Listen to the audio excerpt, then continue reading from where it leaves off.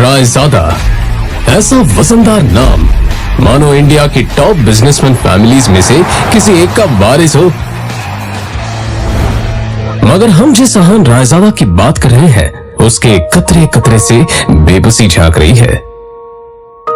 अहान एक करोड़पति business family का दामाद तो जरूर है, मगर उसकी हालत पर घर के नौकर भी कहते हैं, कुछ पैसे चाहिए तो बता देना, तुम्हारी गरीबी देखी नहीं जाती।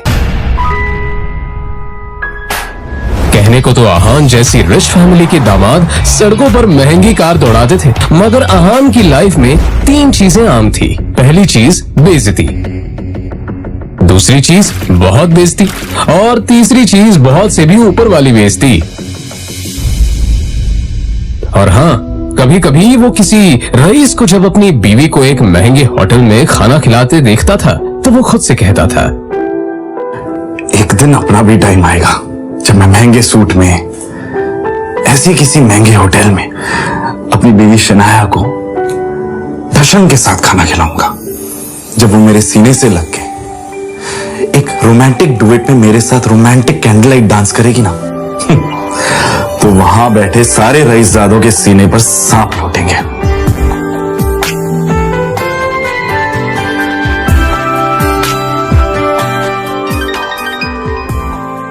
जरूर शनाया ने बहुत विश्व। अहान चौंक कर उठ खड़ा हुआ। मोबाइल स्क्रीन पर देखा तो शगुन का फोन था। अहान के सारे सपने छूमंतर हो गए। शगुन अहान की बीवी शनाया की कजिन थी जो हमेशा ही अहान को नीचा दिखाने की कोशिश करती थी। मोबाइल की तरफ देखकर अहान ने बुरा सा मुंह बनाया और फिर कुछ सोचकर फोन उठा लिया। मेरे प्यारे जीजा जी, फोन नहीं उठाते आप? ये वो मैम। अच्छा वो सब छोड़िए, आप एक काम कीजिए, साहू ज्वेलर्स पे मेरा एक नेकलेस पड़ा है, मैंने ओनर को कॉल कर दिया है, वहाँ जाके नेकलेस कलेक्ट करके मेरे घर पे आ जाइए। शगुन, मुझे बैंक जाना है और ये मैं बैंक जाने का तेवर किसी और को दिखाइएगा जीजा जी। वैसे भी आपको हमारे फैमिली के टुकड़ों पर ही पलना है ना? तो जितना काम कहा जा रहा है उतना कीजिए। और हाँ, नेकलेस के साथ में ओनर आपको 30,000 रुपए भी देगा, वो लेकर मेरे घर पे आ जाइए और 30,000 रुपए में से 1 रुपया भी कम नहीं होना चाहिए, समझे ना? देखो शगुन, आज तक मैंने कभी चोरी नहीं की है। और दूसरी बात यह कि अगर मुझ पर इतना डाउट है तो किसी नौकर को भिजवा के करवा लो। क्या है ना, बहस करने की इजाजत आपको है नहीं, तो जितना काम कहा जा रहा है उतना कीजिए। 1 घंटे के अंदर नेकलेस और पैसे लेकर मेरे घर आ जाइए। और फिर से कह रही हूँ, 30,000 रुपए में से 1 भी रुपया कम नहीं होना चाहिए। बाय। अरे है दीदी को बुलाओ यार, है दीदी।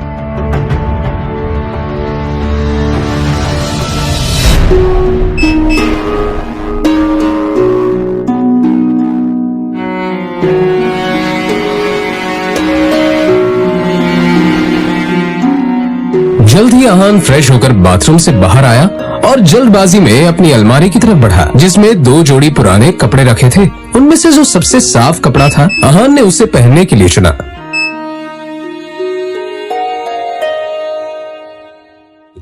तैयार होकर वो बाहर निकला और जैसे ही सामने देखा तो उसकी सास यामिनी गिल अपनी कुछ सहेलियों के साथ पार्टी में व्यस्त थी। तभी यामिनी जी की एक सहेली ने अपने सैंडल की तरफ देखकर कहा, यामिनी, ये देखो ना, तुम्हारे आते आते मेरा बेल्ट टूट गया चप्पल का। अब मैं घर कैसे जाऊंगी? अरे इसमें टेंशन लेने वाली कौन सी बात है? तुम पार्टी एंजॉय करो, मैं नौकर से कह दूंगी, वो ठीक करवा कर लाएगा। ना ना, मैं नौकरों पे भरोसा नहीं करती। मेरी चप्पल महंगी है, तो एक बार टूट गई चप्पल तो मैं दोबारा पहनती नहीं हूँ। लेकिन क्या करूँ, घर भी तो जाना है ना। अहान उस तरफ से निकला ही था जब यामिनी जी की नजर उस पर पड़ गई। डोंट वरी, नौकर नहीं है, नौकर से थोड़ा ऊपर ही है, वो तुम्हारा काम अच्छे से करेगा। सुनो, ये चप्पल लो और इसे ठीक करा कर लाओ। तभी यामिनी जी की सहेली ने कहा, यामिनी, ये सब काम दामाद से अच्छा नहीं लगता। अरे तुम इतना टेंशन क्यों ले रही हो? वैसे भी इसे ये सब काम करने में बड़ा मजा आता है। तुम लोग को भी कोई काम हो तो बता दे रहा। दामाद है तो क्या हुआ, चप्पल भी ठीक नहीं करा सकता? कुछ तो करे, वैसे भी कुछ करता धरता तो है नहीं। ये बातें सीधा अहान के दिल पर आकर लगी, मगर अब उसे ये सब हमेशा ही सुनने की आदत हो गई थी। उसे याद था कि आज उसका बर्थडे है, मगर ये सिर्फ उसे ही याद था, बाकी किसी को भी इससे कोई मतलब नहीं था। शगुन का काम करने जा रहा। बहस मत करो, जो काम दिया है वो करके आओ। दामाद है तो दामाद की तरह रहो। भिखारी कहेगा। पता नहीं शनाया की जिंदगी में ऐसा क्या लिखा था कि तुम जैसे पति मिला है उससे। और अब यामिनी जी की सहेली ने अहान को उसकी टूटी हुई सैंडल की स्ट्रैप दिखाकर कहा, ये वाली चप्पल ठीक करना है, महंगी दुकान में ठीक करवाना, समझ में आया? कहते हुए उसने अहान का हाथ उठाकर सैंडल उसके हाथ में पकड़ा दिया।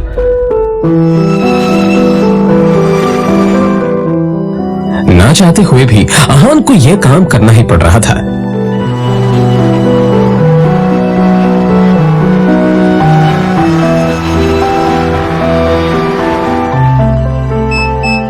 उसके मोबाइल पर उसकी बीवी शनाया ने मैसेज किया। ये मैसेज पढ़ते ही अहान के होठों पर एक स्माइल आ गई और उसकी पूरे दिन की टेंशन जैसे गायब ही हो गई। आज पहली बार शनाया ने उसे ऑफिस बुलाया था। एक वही तो थी उसकी जिंदगी में जिसकी मुस्कुराहट देखकर वो खुद को जिंदा रखता था। शनाया का चेहरा देखे बिना अहान को चैन नहीं मिलता था और उसके बस में होता तो शनाया की हर एक खुशी के लिए खुद को लाखों बार कुर्बान कर देता। रास्ते में अहान को एक फूलों की दुकान मिली।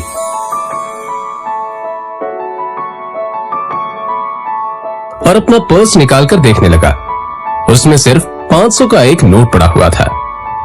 जैसे ही अहान वापस मुड़ा तो उसे शगुन का काम और अपनी सास के दिए हुए काम याद आ गए। उसने एक नजर घूर कर उस सैंडल की तरफ देखा और कहा, माफ करना आंटीज और सासू माँ, आप लोगों को सादर प्रणाम। पर शनाया से बढ़कर मेरे लिए और कुछ नहीं है। थोड़ी सी डांट सुन लेंगे आपसे।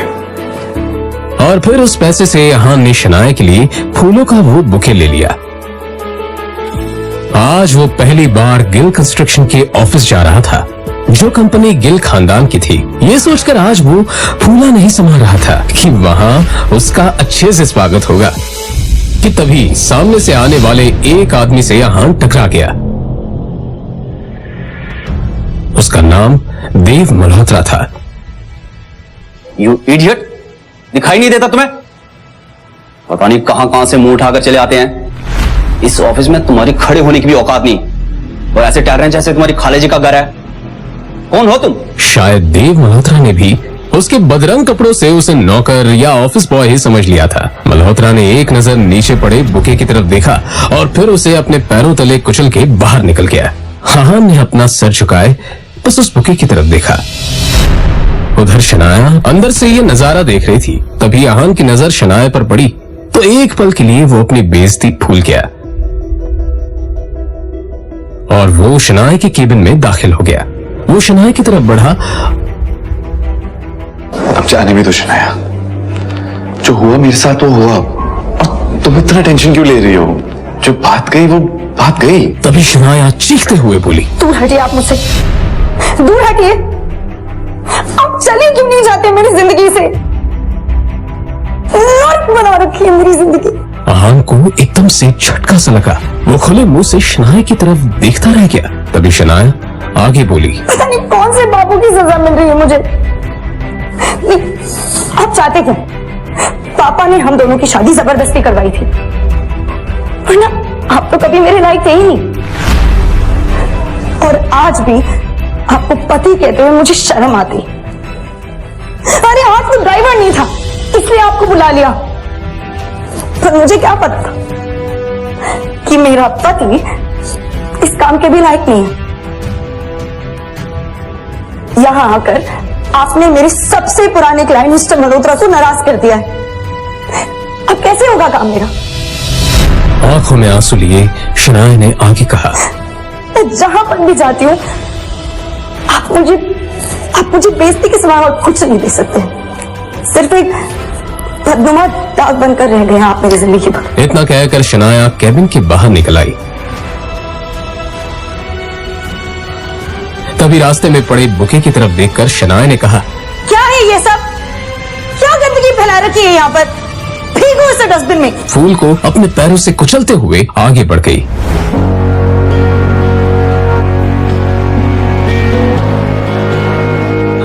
अपनी कार में बैठा पहले से शनाया का इंतजार कर रहा था। फिर अहान के सामने ही शनाया अपने क्लाइंट मल्होत्रा की कार में बैठी और बिजनेस के सिलसिले में वहीं से जा चुकी थी। तभी अहान के सामने काली रंग की कार आकर रुकी, जिसमें से एक अधेड़ उम्र का शख्स बाहर निकला। अहान उसे देखते ही चौंक गया, क्योंकि उसकी यहाँ आने की उम्मीद अहान को बिल्कुल नहीं थी। वो आदमी अहान के सामने आकर बोला, यंग मास्टर, एशिया की सबसे अमीर कंपनी है और रायजादा ग्रुप के अरबों रुपए का बिजनेस एम्पायर आपका इंतजार कर रहा है। वक्त आ गया है कि आप आकर अपना बिजनेस संभालें। अपने सामने खड़े आदमी को देखकर अहान गुस्से में नजर आने लगा।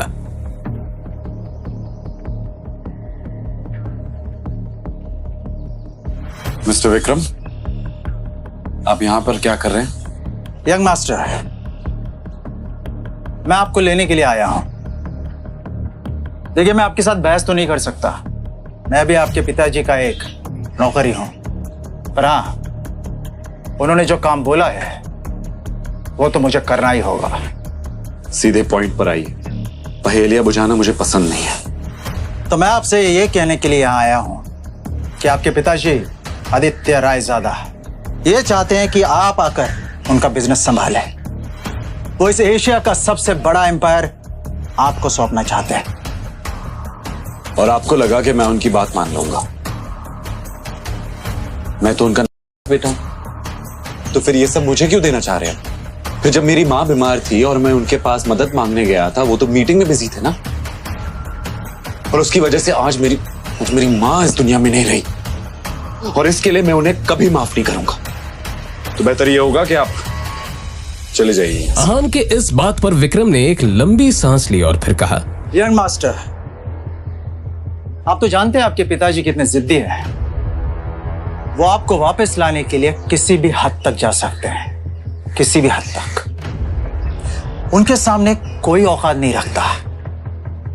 वो जब चाहे, जिसे चाहे, जहां चाहे पल में मिट्टी में मिला सकते हैं। लेकिन हाँ, जो आपके साथ हुआ उसे भूल जाए और रायजादा ग्रुप को अपना ले। रायजादा तैयार है आपको वो सब कुछ देने के लिए जिसके आप हकदार हैं। अहान ने जैसे अपना आखिरी फैसला सुनाते हुए कहा, आप यहां से चले जाइए विक्रम, और जाके बता दीजिए कि मुझे उनकी दौलत में कोई इंटरेस्ट नहीं, और उनकी सारी दौलत भी मेरी मां को वापस नहीं ला सकती। और हां, ये बात गलती से भी बाहर नहीं आनी चाहिए कि मैं रायजादा खानदान से हूं, और रायजादा ग्रुप का मालिक मिस्टर आदित्य रायजादा का बेटा हूं। चलिए। विक्रम उसे जाता हुआ देखता रहा और फिर अपना मोबाइल निकालकर आदित्य रायजादा का नंबर डायल किया। दूसरी तरफ से आवाज आई, मुझे वो किसी हालत में चाहिए, उसके लिए जो भी रास्ता अपनाना है अपनाओ, मुझे अहान हर हालत में चाहिए।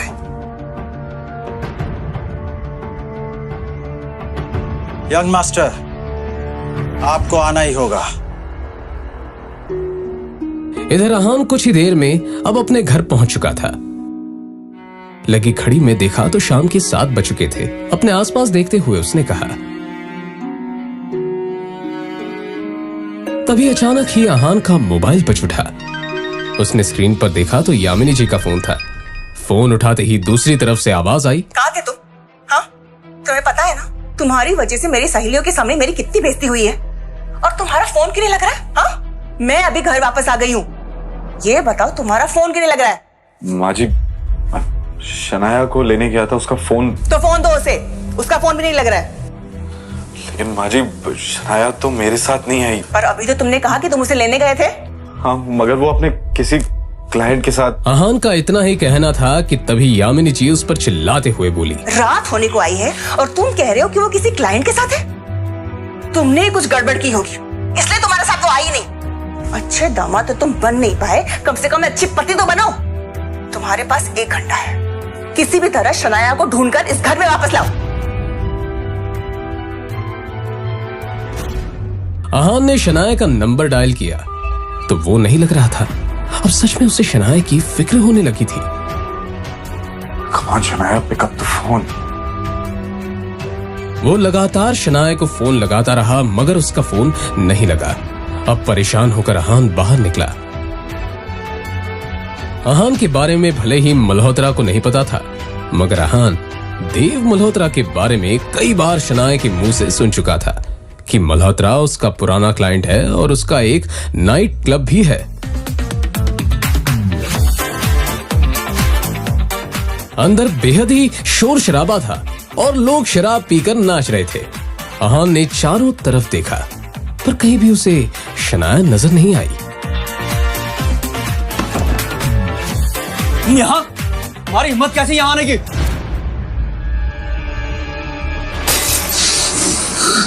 मिस्टर देव मल्होत्रा, मैं शनाया का पति हूं। जी तो कर रहा तुम्हें अभी के अभी जान से मार दूं, पर मेरे हाथ बंधे हुए हैं क्योंकि शनाया को तुम पर बहुत भरोसा है। अब तुम्हारे साथ क्या करना है ये शनाया ही डिसाइड करेगी। आउट।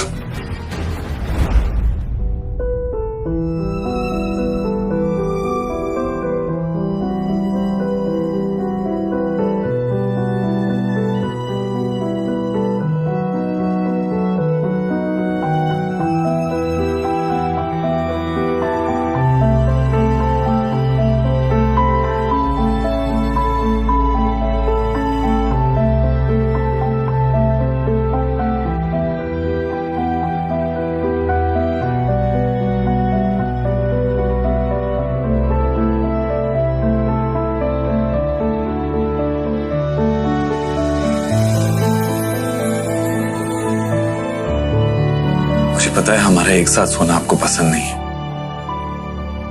पर आज रात आपको इसी कमरे में सोना पड़ेगा। आप ऐसी हालत में नहीं हो जो मैं आपको अकेला छोड़ दूं।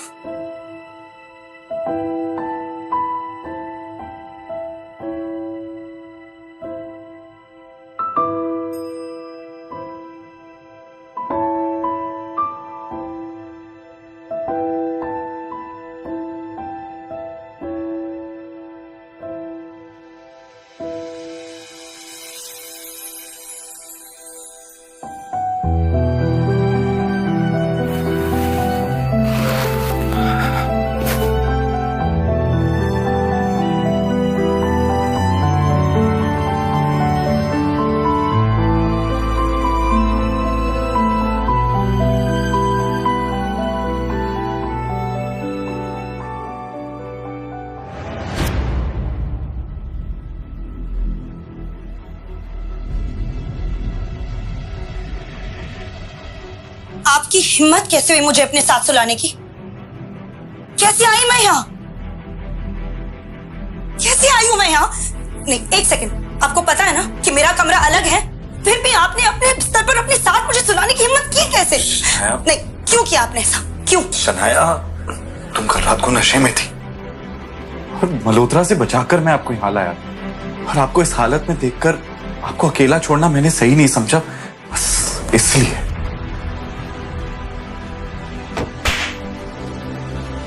अब शनाया को बीती रात की सारी घटनाएं याद आ गई जब देव मल्होत्रा ने उसके ड्रिंक में कोई दवा मिला दी थी और फिर उसका फायदा उठाना चाहा था। मुझे याद आ गया कि मेरे साथ कल क्या हुआ था,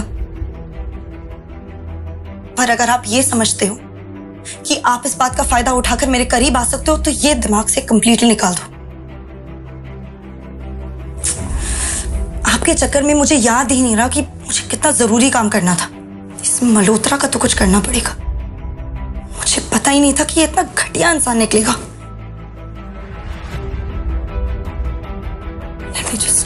कहते हुए शनाया ने अपना लैपटॉप खोला और ईमेल चेक करने लगी, तभी उसे सामने जो दिखा उससे शनाया एकदम से शॉक्ड हो गई। वो हैरानी से ईमेल पढ़ते हुए बोली, ये कैसे हो सकता है? इस ऑफिसर ने मेरे ड्रीम प्रोजेक्ट को अप्रूव करने से मना कर दिया। तभी अचानक ही शनाया का मोबाइल बजने लगा उसने स्क्रीन पर देखा तो उसके दादाजी आनंद गिल का कॉल था। गिल कंस्ट्रक्शन कंपनी के बिजनेस से जुड़े सारे अहम फैसले वही लेते थे। शनाया फोन की तरफ ऐसे देखने लगी जैसे अगर उसे उठा लिया तो कयामत ही आ जाएगी। उसे पता था कि बिजनेस से जुड़े फैसले लेने में उसके दादाजी बेहद सख्त हैं। हमारी कंपनी के सबसे बड़े प्रोजेक्ट को तुमसे वापस लिया जा रहा है और साथ ही अब तुम इस फैमिली बिजनेस से अलग रहोगी। तुम्हारा अब गिल कंस्ट्रक्शन से कोई वास्ता नहीं होगा। I hope that is clear.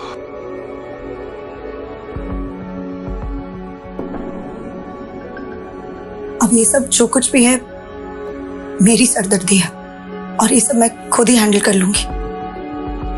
इस एक मेल की वजह से मुझसे मेरा ड्रीम प्रोजेक्ट छीना गया। दादाजी ने कहा है कि वो मुझसे प्रोजेक्ट वापस ले रहे हैं और सिर्फ यही नहीं, मुझे कंपनी से भी बाहर किया जा रहा है। मगर ऐसा कैसे हो सकता है? एक प्रोजेक्ट की वजह से कोई भी किसी को कंपनी से कैसे निकाल सकता है? और अगर अप्रूवल नहीं मिला इसमें आपकी क्या गलती है? मैंने कहा ना कि मैं ये सब खुद हैंडल कर लूंगी। मुझे लगता है कि आपको एक बार दादाजी से मिलकर इस मामले में बात करनी चाहिए। इतना बड़ा फैसला फोन पर नहीं कर सकते। शनाया, दुनिया मुझे निकम्मा समझती है और शायद आप भी मुझे ऐसे ही समझते। अब एक बार अपने इस निकम्मे पति को भी मौका देकर देख लो। ओह, तो आप अपने आप को बड़ा तीसमार खान समझते हैं ना? क्या कर लेंगे आप? मेरे साथ चलो और अपने दादाजी से बात करो।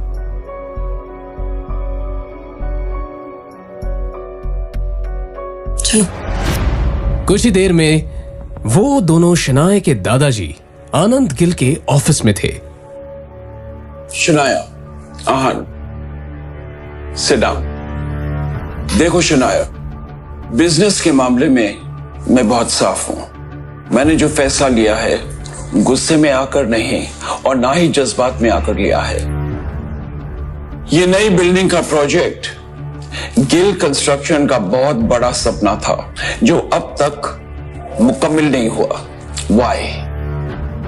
दादाजी, आई फील लाइक क्योंकि तुमसे ये काम नहीं हो पा रहा। मैंने ये प्रोजेक्ट तुम्हारे कजन शौर्य को दे दिया है।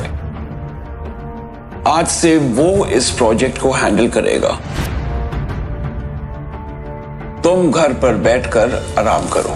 पर दादाजी, ये प्रोजेक्ट मेरा सपना है दादाजी। मुझे नहीं पता क्या कमी रह गई जो हमें अप्रूवल्स नहीं मिले, बट आई प्रॉमिस यू किसी भी हाल में मैं अप्रूवल्स लेके रहूंगी। दादाजी प्लीज, शौर्या को ये प्रोजेक्ट देने से पहले मुझे एक आखिरी मौका दीजिए प्लीज दादाजी। ठीक है, मगर ये काम आज ही होना चाहिए। I hope I am clear on that. जी दादाजी, एब्सोल्युटली।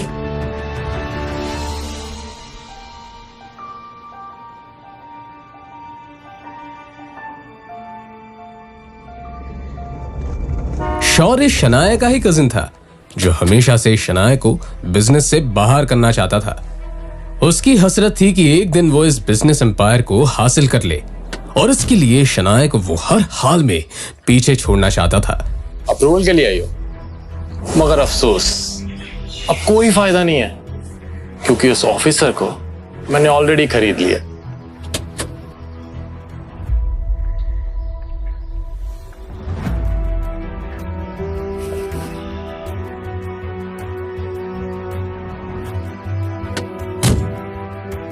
राइट पे तो बड़ी मस्ती कर रहे थे। मिस्टर सक्सेना,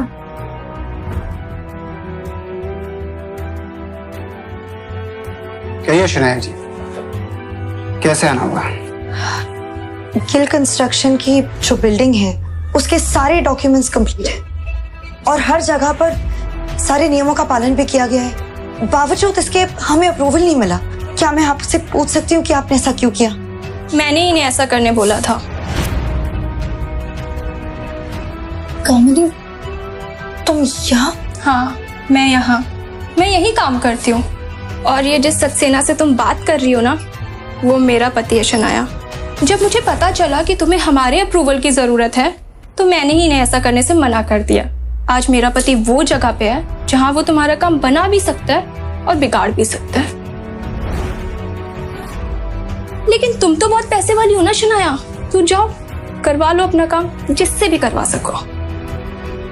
कामिनी, जो कुछ भी हुआ वो सब मेरी गलती थी। मैं बहुत नासमझ थी।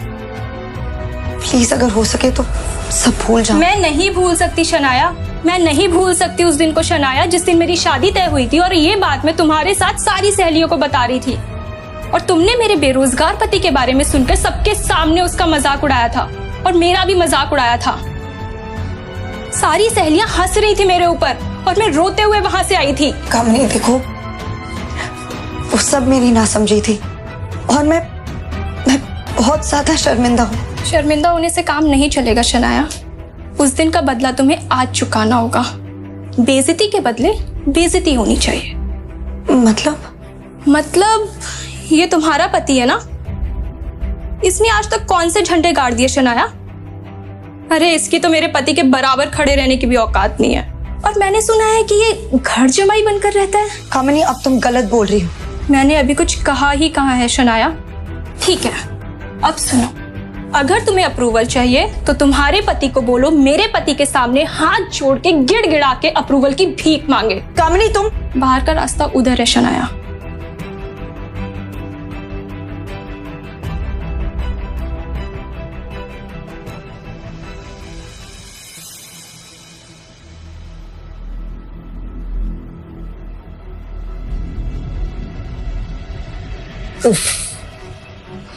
शायद काम हुआ नहीं। So sad. अब तो तुम्हें ये प्रोजेक्ट मेरे हवाले करना होगा। और तो और आनंद दादू की नजरों में भी अब तुम किसी काम की नहीं रही। अब तो तुम्हें ये कंपनी भी छोड़नी पड़ेगी। तुम बिल्कुल टेंशन मत लो, मैं हूं ना, मैं सब संभाल लूंगा। तुम बस घर पर आराम करो अपने उस निकम्मे पति के साथ, उसकी बीवी बनकर। और वो तुम्हारा पति कहां रह गया? वापस नहीं आया तुम्हारे साथ?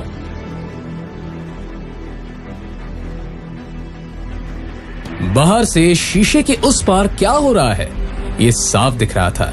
और फिर शनाया ने जो देखा उससे तो शनाया को झटका सा लगा। अंदर अहान सारे स्टाफ के सामने गिड़गिड़ा रहा था, अप्रूवल की भीख मांग रहा था।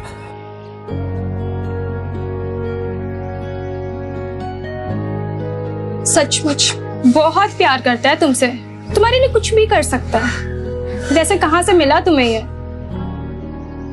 खैर, मुबारक हो, तुम्हें तुम्हारा अप्रूवल मिल चुका। मगर ये कैसे हो सकता है? मैंने तुम्हारे पति को पैसे दिए हैं। वो तुम्हें वापस मिल जाएंगे।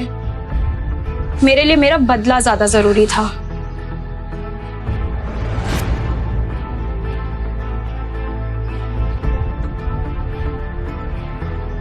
आप क्या समझते हैं खुद को? क्यों किया आपने ऐसा?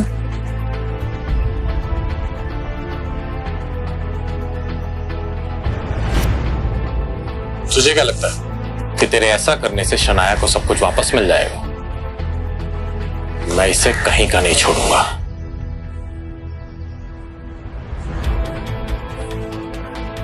तू क्या?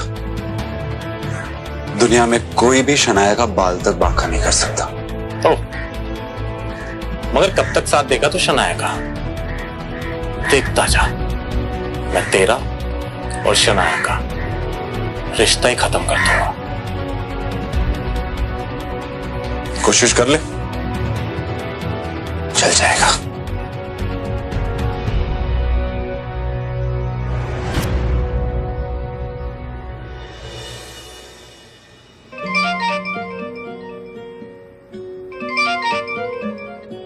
जी दादाजी। तुम्हारी कामयाबी की खुशी में हमने आज पुराने घर पर पार्टी रखी है।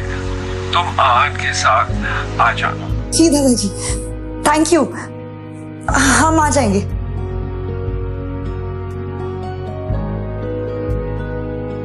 क्या हुआ? वो दादाजी ने पुराने घर में पार्टी रखी है और हम दोनों को बुलाए हैं।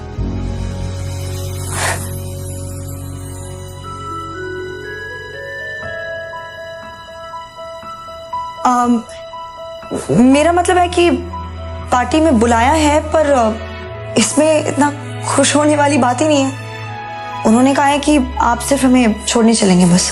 आहान भी अंदर ही अंदर काफी खुश था, मगर उसने ये अपने चेहरे पर जाहिर नहीं होने दिया।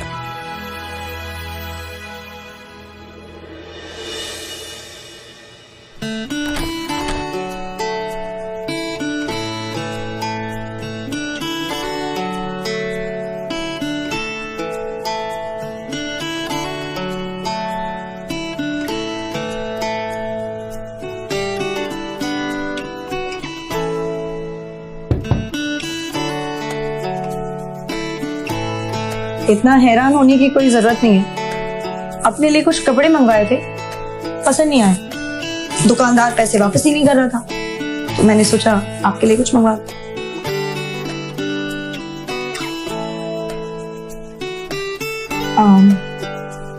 चलते हुए पहन लीजिएगा।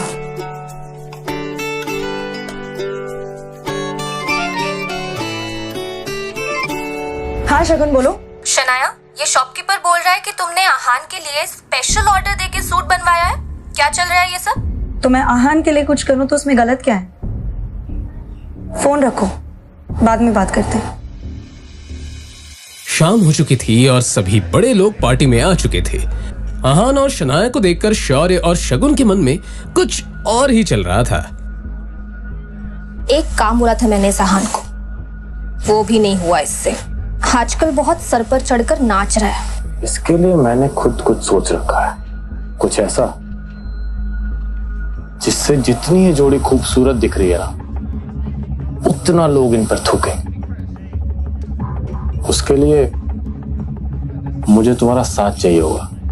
इस पार्टी में कुछ तो ऐसा करना पड़ेगा जिससे आहान और शनाया की बेइज्जती भी हो जाए और गलती भी आहान की हो। शौर्य, ऐसा होगा कैसे? इस गरीब सड़क छाप पे इतना महंगा सूट कुछ जम नहीं रहा है। शनाया, वेलकम बच्चा। Aahan, welcome to the party. Come let's have a drink. आ जाओ। शनाया भी पता नहीं आजकल इसे कुछ ज्यादा ही भाव देने लग गई है। पता नहीं क्या हो गया ऐसे। सही कहा, आजकल कुछ ज्यादा ही उछल रहा है। अब देखो मैं क्या करता हूं।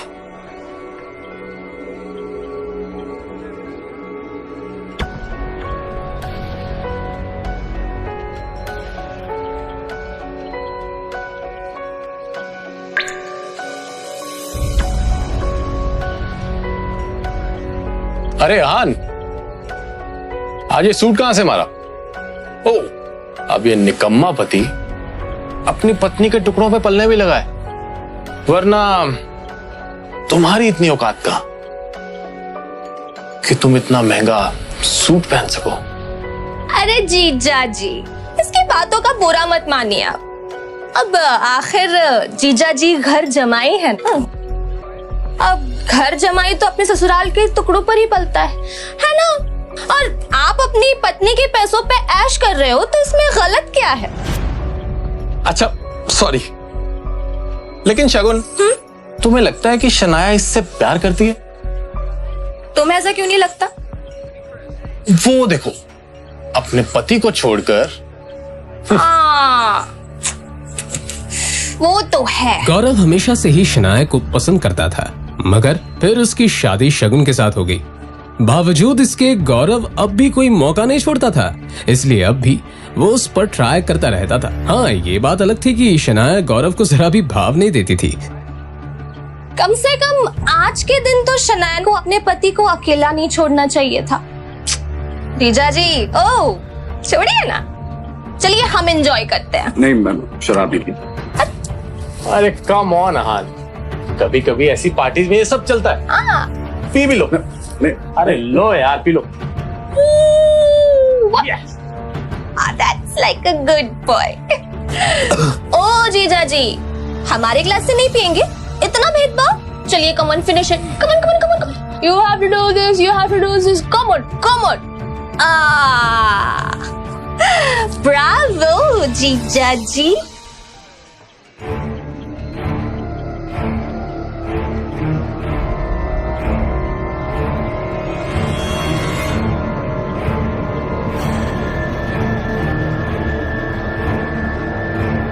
सुनिए सुनिए सुनिए, ये है हमारे घर के दामाद। इनमें बहुत सी खूबियां हैं और ये किस खानदान से हैं, इनका पेशा क्या है, आज ये सब बताएंगे कि इन्होंने क्या सोचकर हमसे रिश्ता जोड़ा।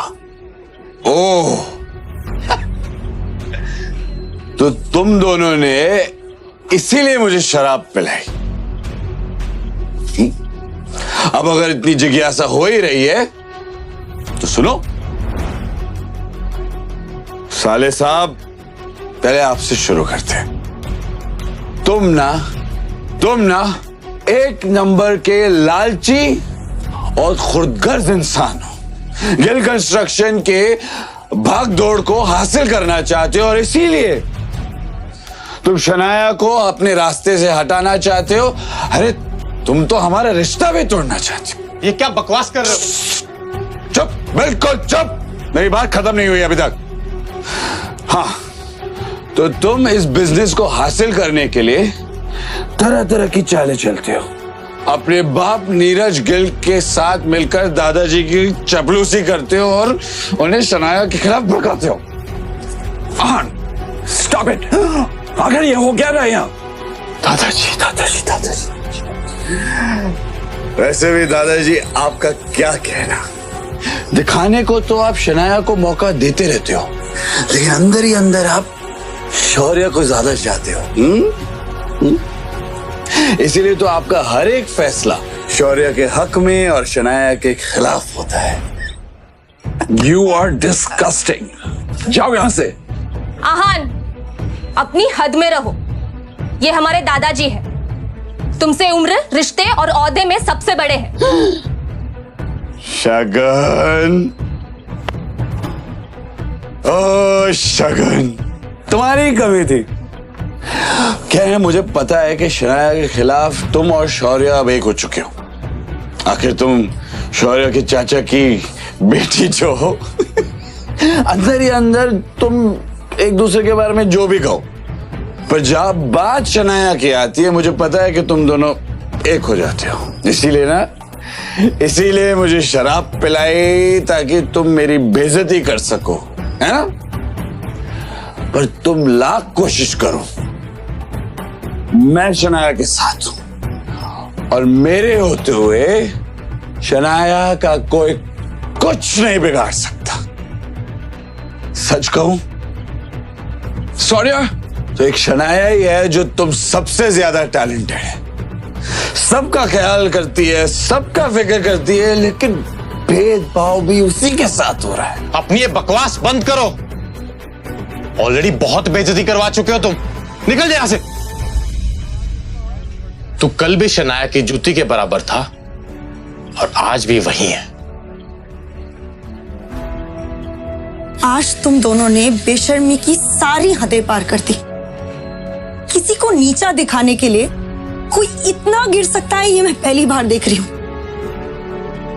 आज के बाद आहान को कुछ भी कहने से पहले एक बात याद रखना, ये मेरे पति हैं और जो तुम लोगों के लाख कोशिशों के बावजूद भी ना बदल नहीं सकते। इसलिए अगली बार आहान के साथ कुछ भी गलत करने की कोशिश की ना, तो मुझसे बुरा कोई नहीं होगा।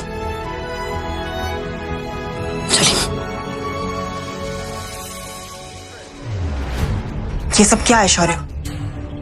ये आहान हमारे खानदान पर धब्बा बन चुका है आंटी। और ये शनाया, ये इसी के साथ रहना चाहती है। हाँ, लेकिन हम कर भी क्या सकते हैं? शनाया के पापा ने इस मुसीबत को हमारे गले बांध दिया है। कर सकते हैं, हम बहुत कुछ कर सकते हैं। अगर आप चाहें तो हम इनका रिश्ता भी खत्म कर सकते हैं। रियली? मगर कैसे?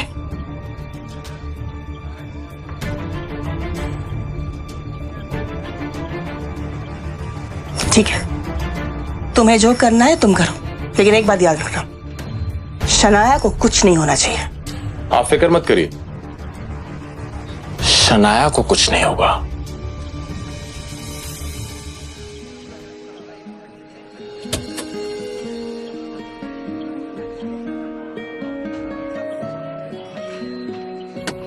आज जो कुछ भी हुआ है उसे भड़काने में जरूर शौर्य और शगुन का हाथ है, मगर जो भी हो, आखिरकार आहान के दिल में छुपी हुई फीलिंग्स तो सामने आ गई। अब मैं कॉन्फिडेंट हूं कि आहान भी वही महसूस करता है जो मैं करती हूँ।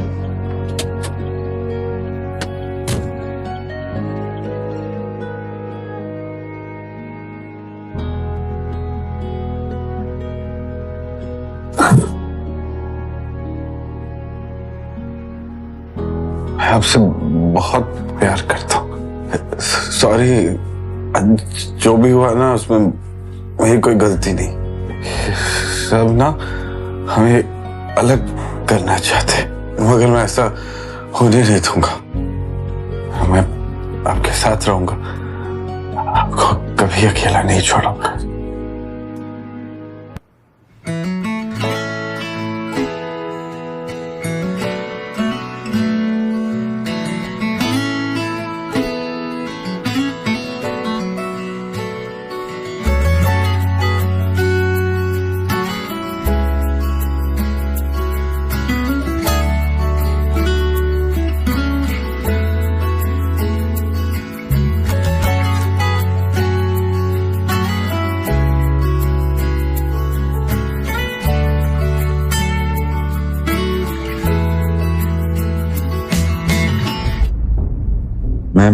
मैं यहाँ कैसे आया? क्या हुआ है मेरे साथ? कल रात को काफी ज्यादा हो गया था। अब मैं शनाया को कैसे फेस करूंगा? खैर, देखा जाएगा।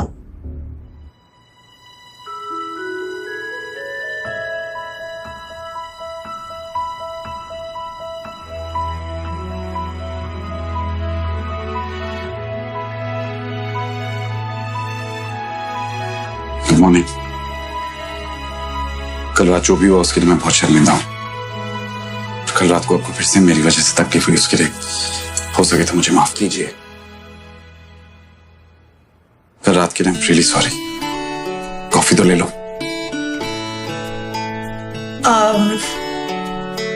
एक्चुअली वो मुझे फ्रेश होने जाना है, बहुत काम है, लौट कर पी लूंगी।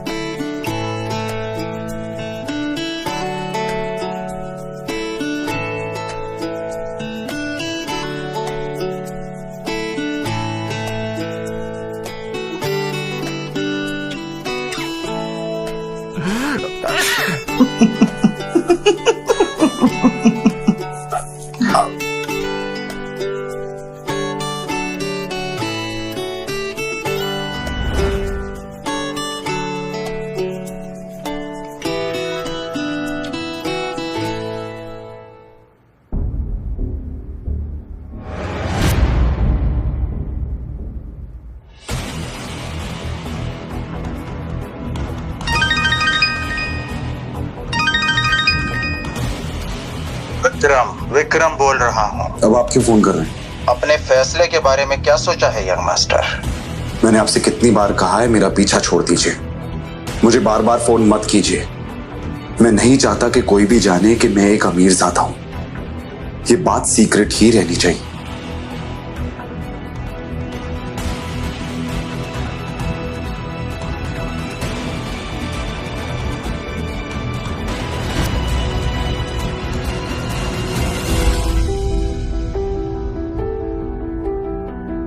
क्या हुआ शनाया? हाँ, वो कल रात को जो हुआ इसलिए। इट्स ओके, मुझे ऑफिस जाना है, इसलिए बार बार एक ही बात करना बंद कीजिए प्लीज।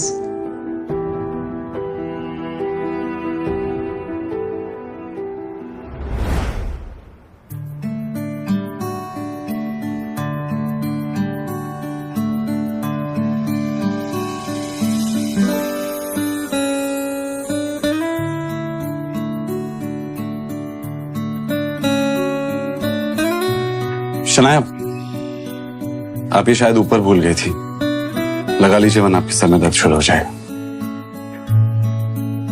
दोनों अपने मंजिल की तरफ निकल पड़े।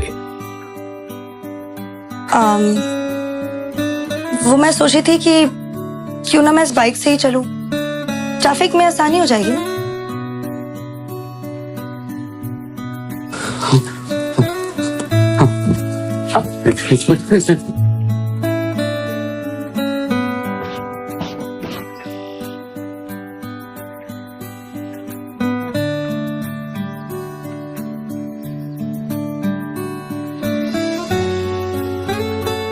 बाइक पर बैठकर शनाया ने आहान के कंधे पर हाथ रखा तो आहान को एक अलग ही एहसास हुआ। शनाया का भी कुछ यही हाल था। आज वो दोनों पहली बार पूरे होश में एक दूसरे के इतने पास थे। आप चलेंगे या किसी और का भी इंतजार है?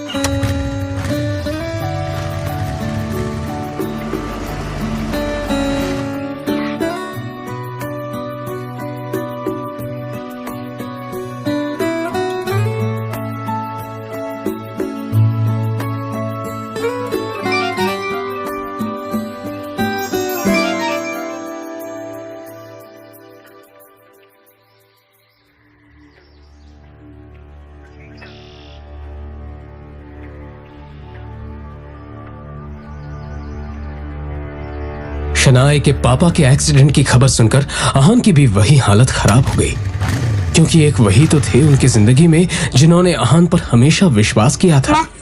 शनाया बेटा, तुम्हारे पापा आईसीयू में रखा है। आप चिंता मत कीजिए, सब ठीक हो जाएगा। जाके पता करके आते हैं, चलिए। क्या बात है डॉक्टर, कैसी हालत है वो उनकी? जब उन्हें यहाँ लाया गया तो उनकी हालत बहुत खराब थी, पर अब उनकी हालत स्थिर है। फिर भी हम उन्हें निगरानी में रखे हुए हैं। फिलहाल उम्मीद है कि उनकी हालत में सुधार हो, पर कुछ और होने की आशंका से हम इनकार भी नहीं कर सकते।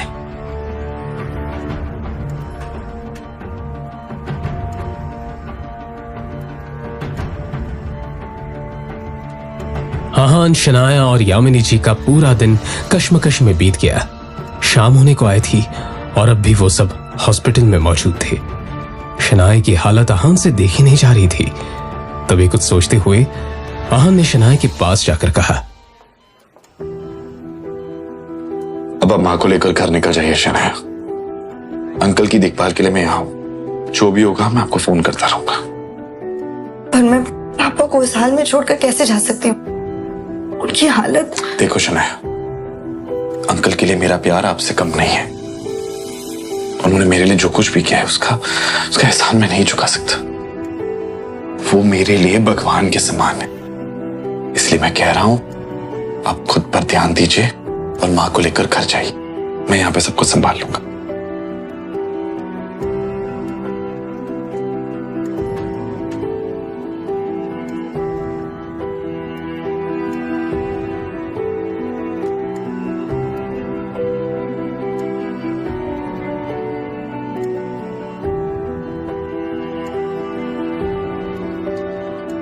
कुछ ही देर में शनाया अपने कमरे पर और यामिनी जी अपने घर पर थी।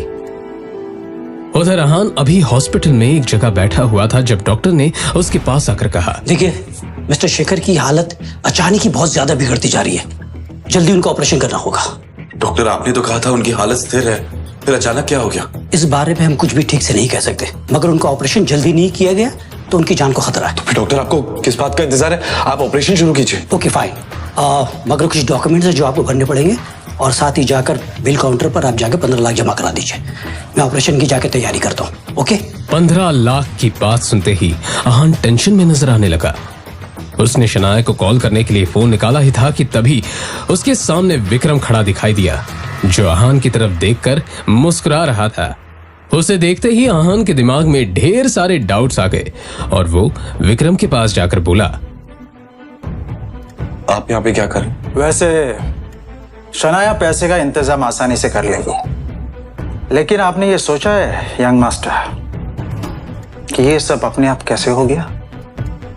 यह एक्सीडेंट तुम्हारे पापा के कहने पर ही करवाया गया है। आपकी हिम्मत कैसे हुई ये करवाने की? आदित्य रायजादा की हिम्मत इतनी ज्यादा है कि उनके एक इशारे पर शेयर मार्केट हिल सकता है। ये तो एक मामूली सा एक्सीडेंट है।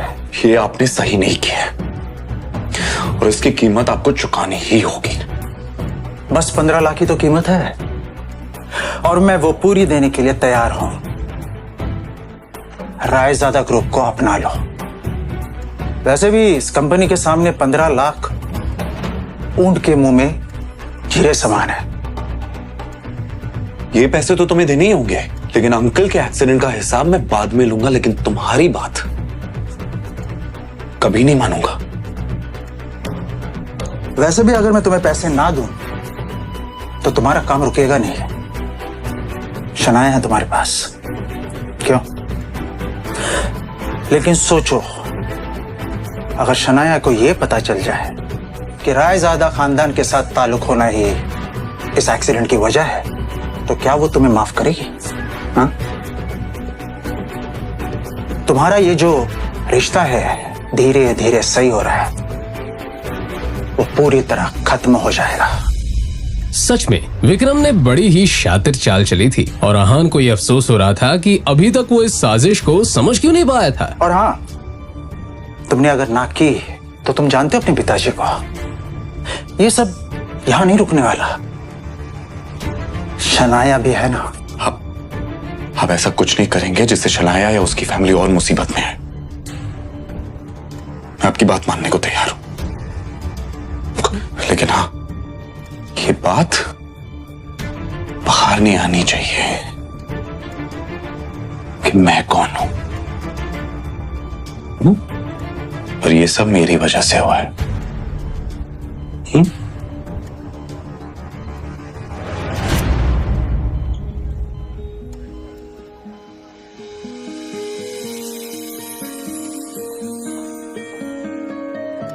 आहान ने शनाया को उसके पापा की हालत के बारे में बताया और फिर जरूरी फॉर्मेलिटीज पूरी करने के बाद उनका ऑपरेशन शुरू हो गया।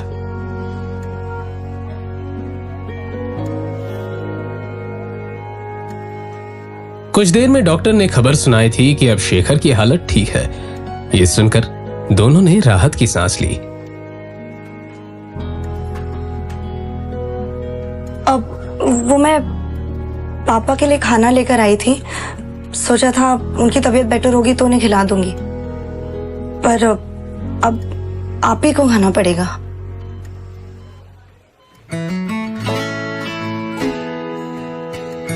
अब भिंडी की सब्जी है।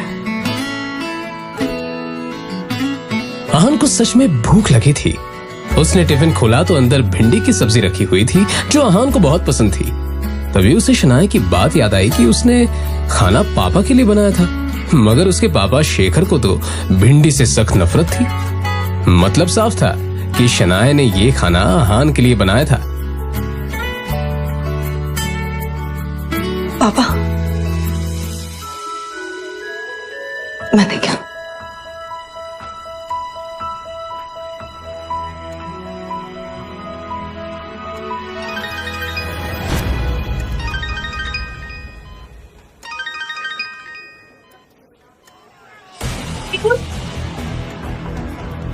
शगुन, क्या नया नाटक है? शगुन के रोने की आवाज और गुंडों के हंसने की आवाज आहान के कानों में साफ पड़ रही थी।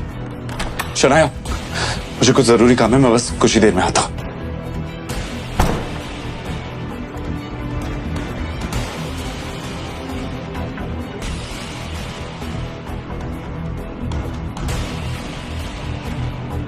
अचानक हुए इस हमले से आहान खुद को संभाल नहीं पाया।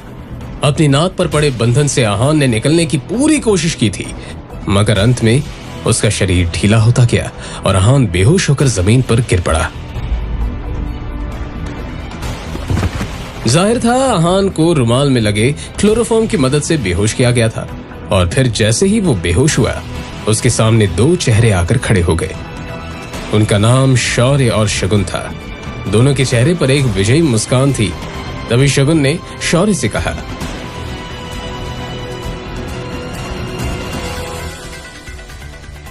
इसके बाद क्या हुआ कुछ पता नहीं चला। अगली सुबह जब आहान की आंख खुली तो उसे अपने कमरे में पाया। मैं मैं कैसे आया? रात के बारे में याद आते ही आहान चौंक पड़ा। क्या हुआ है मेरे साथ?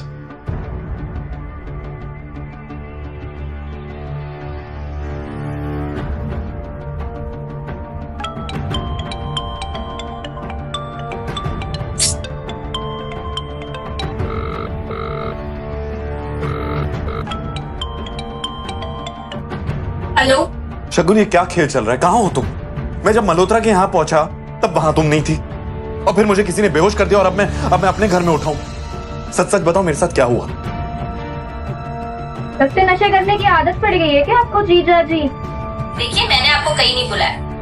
मैं तो शहर से बाहर हूँ यार। देखिए जीजा जी, मैं बहुत बिजी हूँ। आपकी फिजूल की बातों के लिए मेरे पास बिल्कुल वक्त नहीं, ठीक है?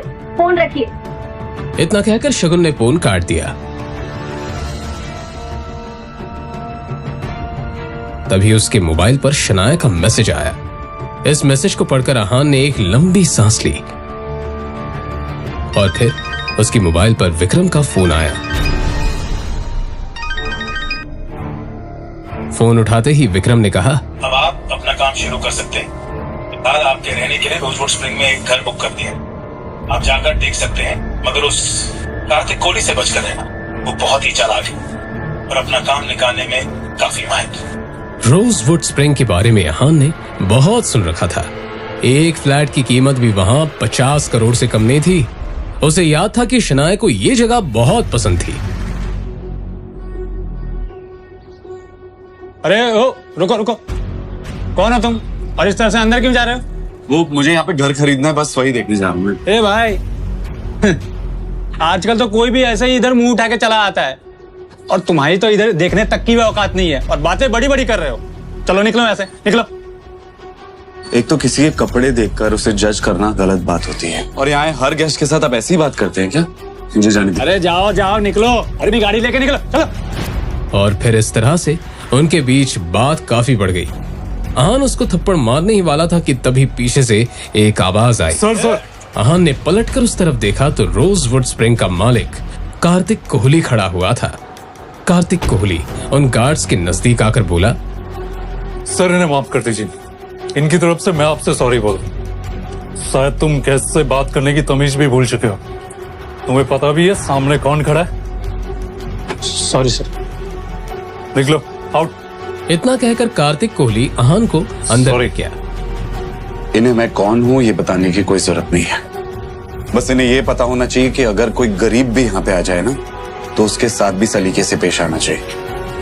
जी जरूर।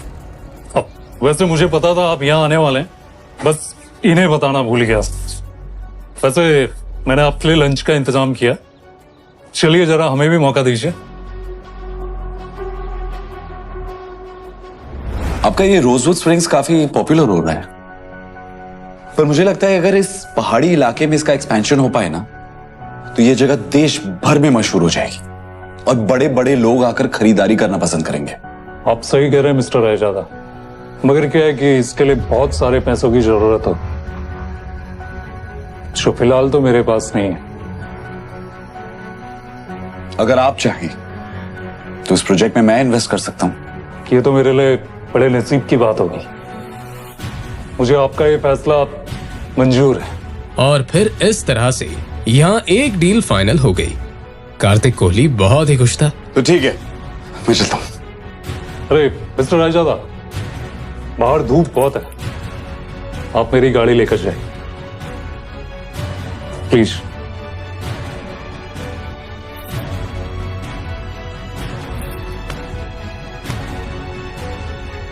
फिर आहान उस गाड़ी में बैठा और ड्राइव करते हुए निकल गया।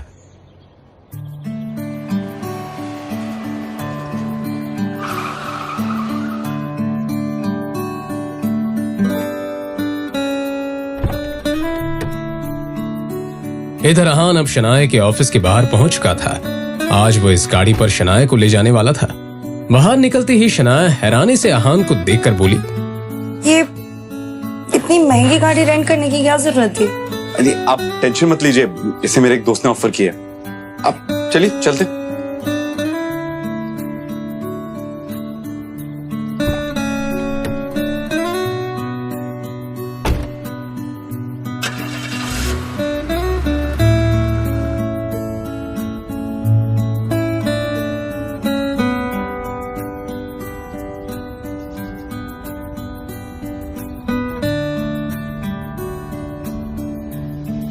उनके बीच अभी खामोशी ही थी जब अचानक ही अहान के मोबाइल पर कोई मैसेज आया।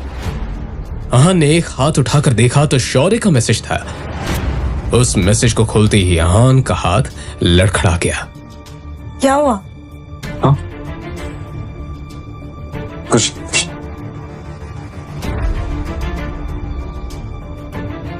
शनाया ने घूरते हुए एक नजर अहान की तरफ देखा तो उसे कुछ अजीब लगा। अगर आपको कोई प्रॉब्लम है तो आप मुझे बता सकते हैं। शौर्य ने जो मैसेज भेजा था उसमें अहान के कई सारे फोटोज थे जिसमें अहान किसी लड़की के साथ दोनों उस तस्वीर में काफी ज्यादा इंटीमेट थे।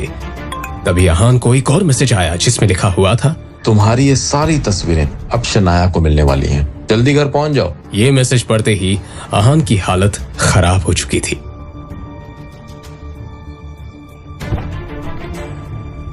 वही रुक जाओ। अब इस घर में कदम रखने की हिम्मत भी मत करना। आज तक तुम सिर्फ एक धब्बा थे, आज कलंक बन चुके हो। हिम्मत कैसी हुई तुम्हारी मेरी बेटी को धोखा देने की? हाँ, ये सब झूठ है, मुझे नहीं पता ये क्या क्या कह रहे हैं। अपनी ये बकवास बंद करो। इन तस्वीरों को देखकर कौन विश्वास नहीं करेगा कि ये तुम हो?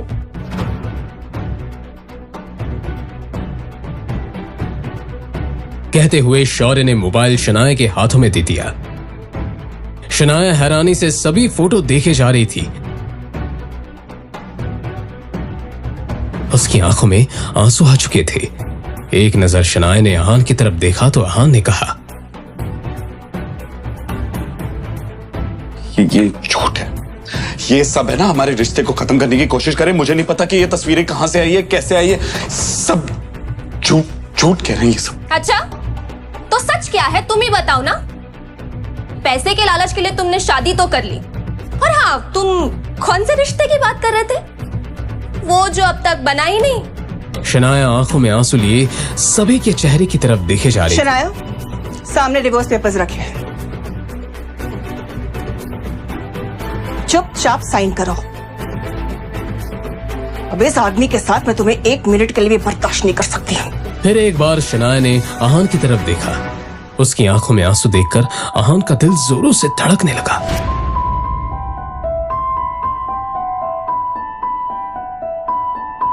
शनाया भारी कदम से उस टेबल की तरफ बढ़ रही थी जहां पर डिवोर्स पेपर रखा हुआ था।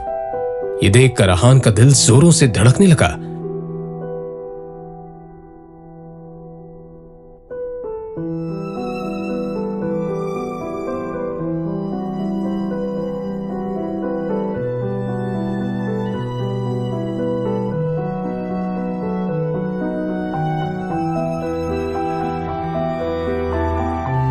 क्या शनाया अहान को तलाक दे देगी या फिर आएगा कहानी में नया मोड़?